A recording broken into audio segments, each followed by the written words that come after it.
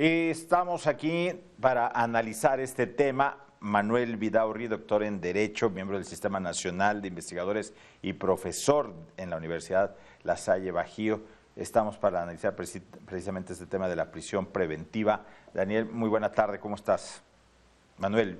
Muy buenas tardes, aquí estamos a la orden, con mucho gusto. Para empezar, Manuel, ¿qué es la prisión preventiva oficiosa? ¿De qué se trata? Porque hemos en los últimos días escuchado hablar de este tema. ¿Qué es la prisión preventiva oficiosa? Bueno, es una pregunta muy interesante y tiene que ver justamente con una disposición constitucional contenida en el artículo 19 del texto más importante jurídicamente hablando de nuestro país, que establece justamente la posibilidad de que los jueces apliquen de manera oficiosa, esto quiere decir sin hacer necesariamente un estudio detallado, preciso de las circunstancias concretas de ese caso, para dejar en prisión a una persona que ha cometido alguno de los delitos que en el artículo 19 exactamente se detallan, se describen. Es un catálogo de delitos que se ha ido incrementando paulatinamente, y yo creo que de manera alarmante, porque como ciertamente se decía en la nota introductoria, pues se contradicen algunos de los instrumentos internacionales en materia de derechos humanos, además de que contradice también de algún modo los principios constitucionales mexicanos que hablan de la presunción de inocencia. De manera que cuando se habla de prisión preventiva oficiosa, lo que estamos queriendo decir es que los jueces podrán ordenar la detención de una persona por un tiempo determinado, que podría ser justamente el que dure el proceso para dictarle una sentencia. Es una herramienta que algunos autores, podríamos coincidir incluso con ellos, califican como una suerte de pena anticipada, es decir, ya una sanción propiamente dicha, porque se tardan o se superan mucho los plazos que se establecen también en la propia legislación constitucional y la secundaria, como pueden ser el Código Nacional de Procedimientos Penales, para que se dicte una resolución. De manera que se violenta la presunción de inocencia, se adelanta una pena, se generan también algunas afectaciones muy graves, como lo que se mencionaba también en la nota, en el caso de esta mujer Huichola, que estuvo presa o privada de su libertad, y como ha sucedido en otros casos también muy alarmantes que, como sabemos, están siendo estudiados en otro espacio de derechos humanos interamericano, como es la Corte Interamericana. Ahora, esta prisión preventiva oficiosa, entonces, no debería, entonces, no debería aplicarse en tantos delitos. Se ha ampliado el catálogo, como nos decías, Manuel, pero puede haber otros en los que sea necesaria o aún así se viola el principio de presunción de inocencia. Pues mira, lo lógico sería que una vez que se implementó y se estableció en el texto constitucional el sistema procesal acusatorio, este sistema parte de la idea de que la pena privativa de libertad, o en todo caso la prisión preventiva, tendría que ser la excepción para casos verdaderamente graves y que estuviesen perfectamente justificados. De hecho, nuestra Constitución establece dos tipos de prisión preventiva, una oficiosa y otra justificada. Claramente, en la prisión justificada, el Ministerio Público tiene que hacer una serie de razonamientos, de argumentaciones específicas, debe de aportar algunos elementos suficientes que le permitan al juez llegar a la convicción de que es absolutamente necesario dejar a esta persona privada de su libertad por un tiempo determinado, es decir, la prisión preventiva justificada. Pero en el caso de la prisión oficiosa, la prisión preventiva oficiosa, pues lo que está sucediendo es que los jueces no entran al estudio de ninguno de los detalles, sino que simplemente cotejan la acusación que se ha formulado con el texto constitucional que establece un listado ya cada vez más creciente de delitos, y con base en eso se deja o se establece el encarcelamiento de la persona por ese tiempo, ¿no? Por un tiempo que en algunos casos, decía ya hace un momento, pues ha sido verdaderamente escandaloso, muy largo, ¿no? En estricto sentido, pues debería privar el principio de presunción de inocencia. El Ministerio Público debe tener todas las evidencias, todos los elementos, también había que decirlo, todas las condiciones técnicas, de personal, de fortalecimiento legal, para poder hacer una investigación profunda, seria, convincente, que permitiera efectivamente que al momento de hacer una acusación, entonces ya procedieran directamente al desarrollo de las distintas etapas procesales a efecto de que se pudiera dictar la sentencia correspondiente en el caso que se hubiese también, por supuesto, acreditado la comisión de un delito. Así que, dicho de manera mucho más sintética todavía, si es posible, es que tendría que ser la prisión preventiva una excepción, ¿no? Debería privar en su lugar el principio de presunción de inocencia en todos los casos. Lo cierto es que las circunstancias Ahora, de seguridad... Sí, perdón, adelante. No, te iba a decir, Manuel, ¿qué pasa con el individuo que está en esta prisión? ¿A bajo resguardo de quién está? O sea, a bajo resguardo de quién queda el individuo. Si de resultar culpable, o de resultar inocente, lo que pues coloquialmente decimos como esos antecedentes penales, ese ingreso a una cárcel.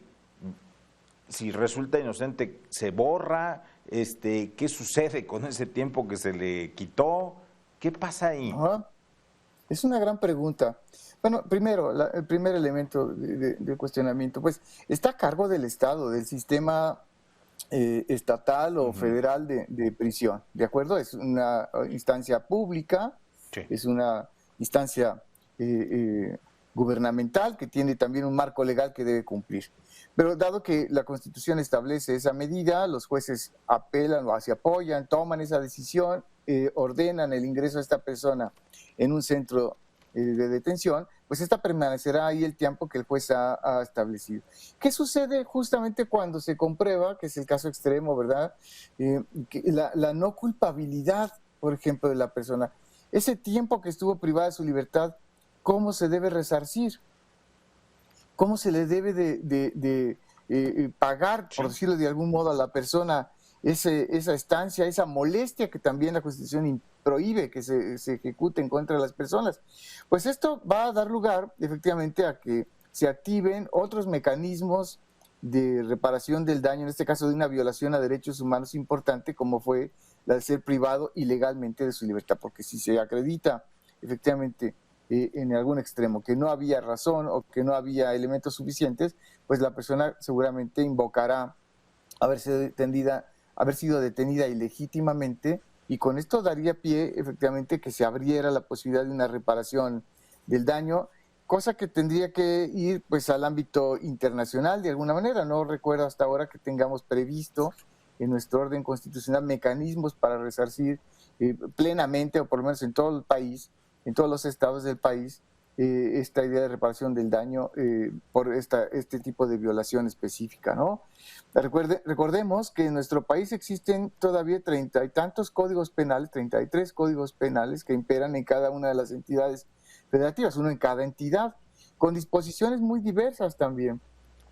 Esto ha traído por consecuencia, pues digamos, una suerte de dispersión conceptual en materia de política criminal. No es por eso extraño que muchos, me incluyo también, estemos ya reclamando, si es que se vale la palabra o el nivel de exigencia, que se legisle de manera que tengamos un solo código penal único, ¿no? Que homologue los tipos de delitos, que homologue las penas, que establezca también las medidas de seguridad aplicables para los casos concretos, y que eso facilite el desarrollo de una política criminal integral.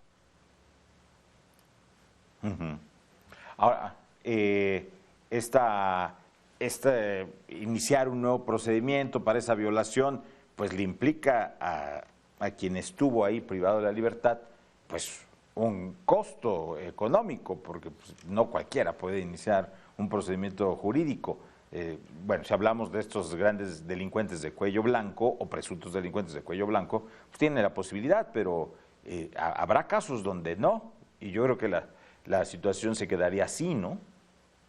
Pues es evidente que habrá una afectación no solo a la persona, digamos, en su integridad como individuo, ¿no? Su prestigio social, si es que esto también Sí. se ve afectado, claramente se ve afectado, si es que al final resulta que no se comprueba, no se acredita, o en fin, no, por diversas razones. Pero pensemos en las familias también de estas personas, sus negocios, sus intereses económicos, su proyecto de vida en algunos casos. Sabemos por diversas estadísticas que han circulado ya ahora que se ha activado el debate sobre este tipo de respuesta constitucional, que las personas que están privadas de su libertad son mayoritariamente gente joven, que por alguna circunstancia vinculadas con alguna cuestión criminógena, pues han tenido que enfrentar la intervención de la autoridad en estos casos extremos.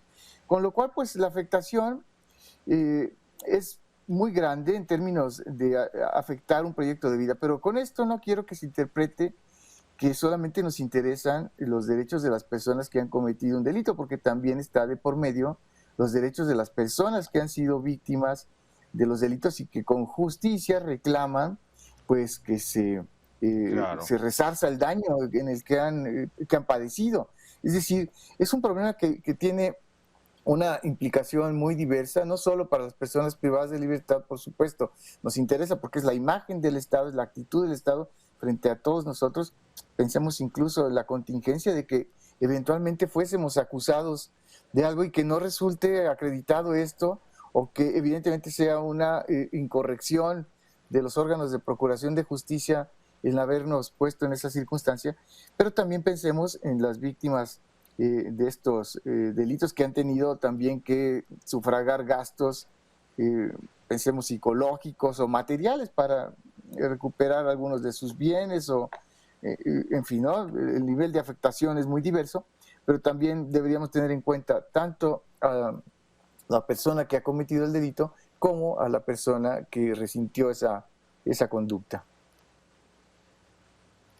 Pues Manuel Vidaurri, doctor en Derecho, miembro del Sistema Nacional de Investigadores y profesor de la Universidad La Salle Bajío, muchas gracias por estos minutos con Mega Noticias MX para hablar de este tema pues importante y que además no es tan fácil de entender tal vez. Sí, técnicamente no es sencillo, pero creo que es muy importante que nos quedemos con la idea de que el Estado debería de privilegiar siempre el principio de presunción de inocencia, porque eventualmente podríamos ser nosotros los que estuviésemos frente a un juez Sí. y que no haga justicia exactamente en las circunstancias concretas del caso que nos tenga ahí. Entonces sería muy importante ser hasta empáticos en ese sentido. Sí. Y muchas gracias por la oportunidad. Así es.